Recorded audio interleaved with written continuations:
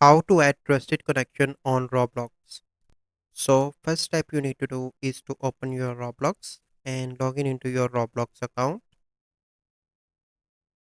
Then you simply need to click on more, and here you need to scroll down,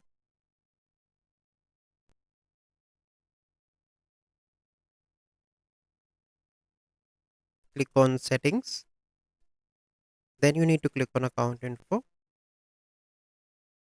Once you are here, you simply need to get verified your age. So I already complete that step with your face scan.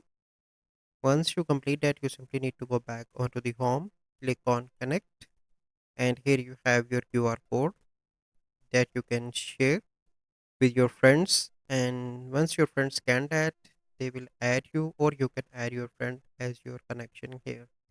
So this is the process that you need to follow. I hope you like this video. Thank you.